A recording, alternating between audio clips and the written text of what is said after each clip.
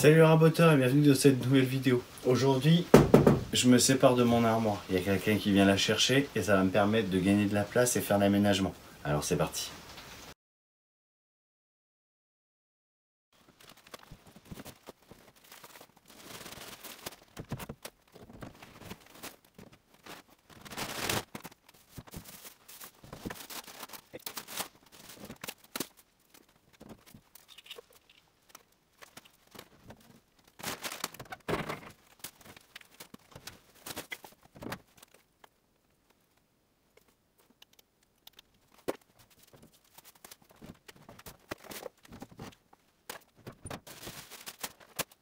Et voilà, vous avez vu cette place que ça me fait gagner. Voilà, donc l'objectif avec ces plaques d'OSB, on va plaquer tout le mur, faire un tout petit retour. Je vais y accrocher le rideau au petit retour, comme ça va me protéger la zone de garage. Et je vais pouvoir y faire des French clits. Ok, donc j'espère que je vais pouvoir faire ça sur une seule et même vidéo. Allez, c'est parti.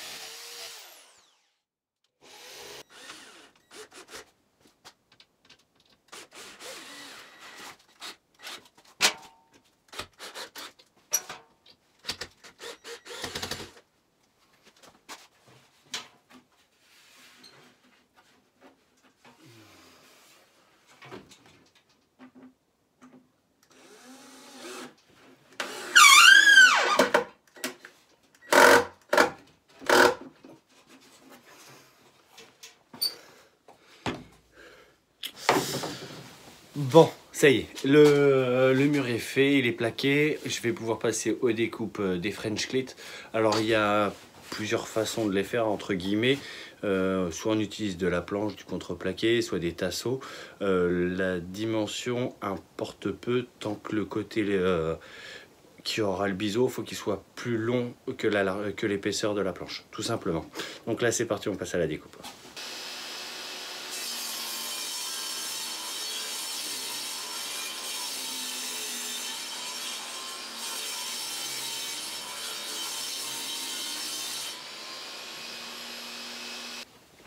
Bon, j'ai débité hors caméra parce qu'il n'y a rien d'intéressant. Tous les French clits. Alors, le French clit, alors moi je l'ai fait en médium. Il y en a qui peuvent le faire en contreplaqué, peu importe. Alors j'espère juste que ça va tenir dans le temps. Voilà.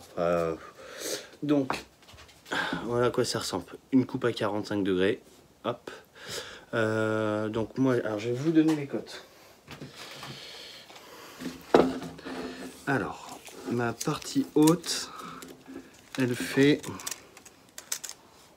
5 cm. Ensuite, la partie basse fait 3,4 pour une épaisseur de 18 mm. Donc, quand on va fixer sur le mur, c'est le biseau, il va vers l'intérieur.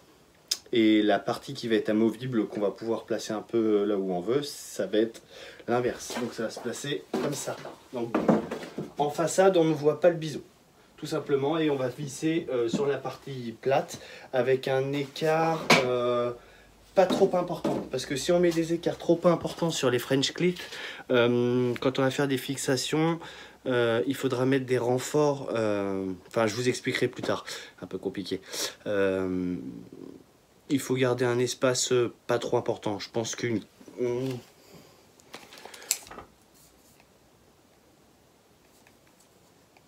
10-15 cm grand max. 15 c'est vraiment grand max. Je pense que 10-12 cm c'est très bien d'écartement.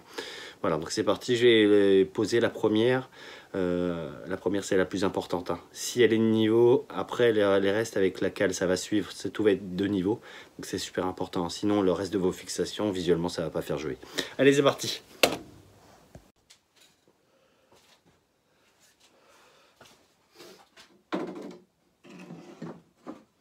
Bon, ça y est, l'installation est terminée. Donc j'ai fait 2 petites fixations hors caméra pour les serre-joints et pour tout ce qui est colle, voilà, que j'utilise tout de suite histoire d'avoir sous la main. Donc je vais vous montrer. Hop. Donc voilà, j'ai fait 2 petits supports. Alors c'est très basique, hein. Voilà, j'ai même pas essayé de cacher les vis. Je ferai ça peut-être un truc plus propre plus tard, mais bon, voilà, moi je voulais au moins vous montrer le système des French Cleat pour ceux qui ne connaissaient pas. Pour ceux qui connaissent, hein, pas de surprise. Voilà, donc en fait, la latte qui est en biseau, elle est inversée par rapport à celle qui est fixée sur le mur. Et du coup, c'est des supports qu'on peut déplacer un peu n'importe où. Voilà, ça c'est plutôt cool. Et c'est plutôt pratique quand on n'a pas beaucoup d'espace au sol de gagner de la place au mur. Ensuite, petit conseil pour l'écartement. Moi, j'ai fait 9 cm.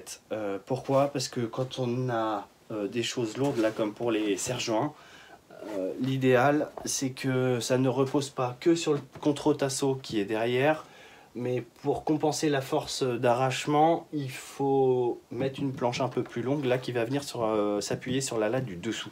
Ça va équilibrer les forces. C'est pour ça qu'il ne faut pas trop abuser au niveau de l'écartement, sinon ça va faire des grandes planches si vous avez tendance à vouloir mettre de l'électro portatif dessus. Alors après, ça reste du médium. Peut-être que si j'avais utilisé autre chose comme bois, en termes de résistance, ça aurait été mieux. C'est même sûr. Bon, voilà, j'avais que ça sous la main, donc j'ai fait ça avec ça. Et ça tient très bien, ça bouge pas. Ça me fait faire mettre un tout petit peu plus de colle et de vis, mais c'est tout. En tout cas, cet aménagement, ça va être un petit peu le fil rouge de ma chaîne, parce que du coup, je pars de loin, où j'ai pas grand-chose, et si ça peut vous aider, tant mieux. Donc je vais faire plein de petites vidéos sur des fixations qui pourront vous inspirer, ou même vous, chercher sur Internet, trouver des idées. Bon, puis ensuite, j'ai décidé de mettre le petit traîneau de coupe en haut, comme ça bouge pas, il prend pas de place, parce qu'au final, c'est pratique, mais ça prend beaucoup de place, c'est surtout quand on a un petit atelier comme le mien. Faut gagner de la place. Bon, en tout cas, j'espère que ça vous a plu. Si ça vous a plu, comme d'habitude, n'hésitez pas à vous abonner si ce n'est pas déjà fait, à lâcher un petit commentaire ou un petit pouce bleu. Je vous dis à bientôt. Ciao.